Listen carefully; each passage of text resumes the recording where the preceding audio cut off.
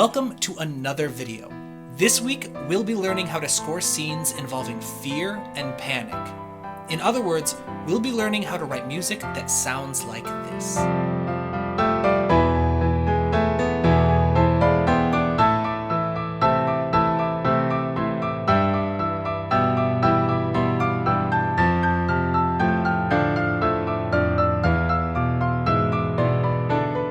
Now, this cue was actually written as diegetic music for Darius M. Buckley's short play, Thin Places. In this scene, the character, Esther, has just come home after receiving a terminal cancer diagnosis. Still in shock, she sits at her piano and starts playing. As she plays, she becomes more and more overwhelmed by the reality of her own mortality until she just suddenly stops playing and breaks down crying. So the first step to scoring a scene like this is to start by figuring out how to describe your target emotions in the first place. And for this, there are at least 3 different things that we want to consider: valence, size, and movement. Valence refers to how positive or negative your emotion is. Another way to think about it is how pleasant/unpleasant or how dark/bright the emotion is. In this scene, Esther is grappling with some pretty horrifically dark emotions, which means that in order to portray them, I needed to write music that also sounded extremely dark. Now, size refers to how overwhelming or all-consuming an emotional experience is. The more overwhelming the emotion, the larger your music will need to sound. And in this scene, Esther starts out relatively calm. She's still in shock over her diagnosis, but gradually she becomes more and more overwhelmed as the music helps her process the reality of her diagnosis. This meant that I needed to find a way for my music to also gradually grow in size to match these emotions, but with the added constraint that I needed to stick to only the solo piano for this particular cue. Finally, movement refers to how energizing or depleting your emotion tends to be. You could also think of this as being how much energy or movement is involved with the physical expression of your target emotion. Similar to size, this scene starts out with Esther relatively calm and controlled, before eventually breaking down and weeping. This meant that I wanted to start with relatively low movement or energy, while also gradually ramping it up to culminate in her eventual breakdown. So all in all, the emotions in this scene could be described as dark, gradually building in size, and gradually building in energy. This meant that in order to portray these emotions musically, I needed to write something that also sounded dark, while gradually building in both size and movement. Of these 3, valence is typically the simplest and easiest to control. To create a dark mood for your music, all you really need to do is to work with dark harmonies, like minor keys or modes.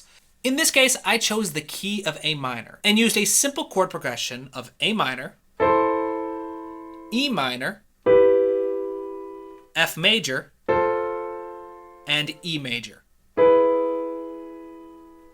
Now, in addition to this, one of the running themes for the play was the intersection of faith and grief. Since Esther was a church musician, I wanted to include a nod to the kind of music she would most frequently play. So I borrowed an ancient motif called the lamenting bass line. Like the Dies Irae, the lamenting bass line is an ancient motif that can be traced back to the days of Gregorian chant.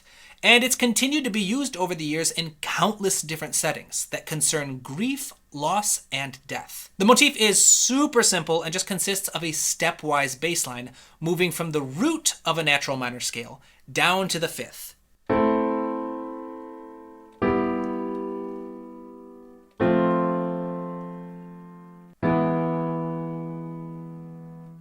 If you want to learn more about this motif, I'll pin a link in the comments to Listening In's video on the topic. I highly recommend that you give it a watch. Next, I needed to come up with a strategy for making this piece grow in size without adding more instruments.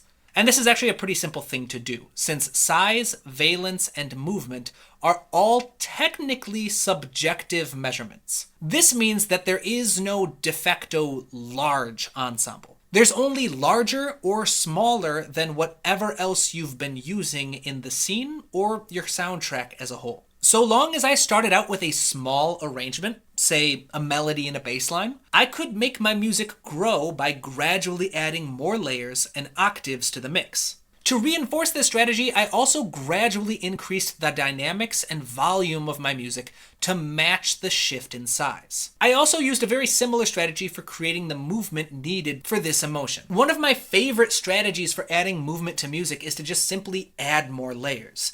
And for this piece, I started out with just a simple melody and bass line, but built my way up to 7 different layers at the climax. Starting with just the melody and bass line, I eventually split both of them into octaves for added size, before eventually ditching the melody altogether in favor of a more chaotic polyrhythmic texture.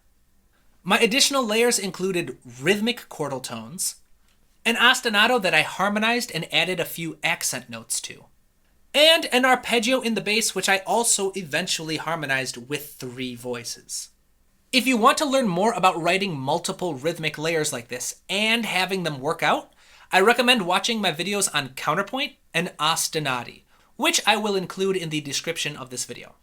However, what made all of this possible, despite a piano player being limited to just 2 hands and 10 fingers, was my strategic use of the sustain pedal, which allows the piano player to simply tap the necessary keys on the piano and move on, while the pedal is used to sustain the notes for however long is necessary.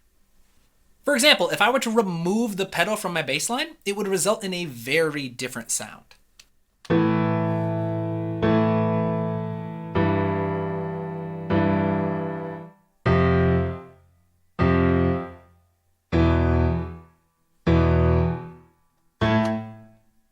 The result of all of these strategies combined helped me create a feeling of exponential growth and movement in the music that helped me to enhance the emotions already found in the scene.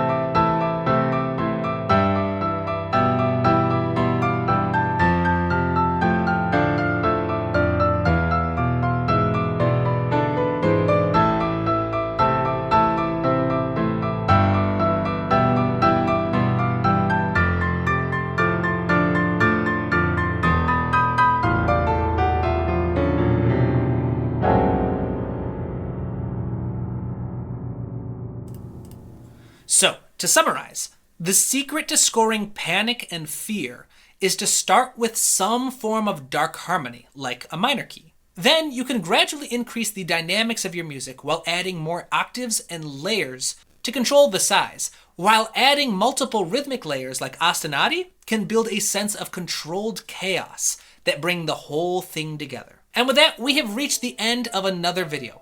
If you would like to learn my process for making these templates, check out my online class or ebook on portraying emotions with music.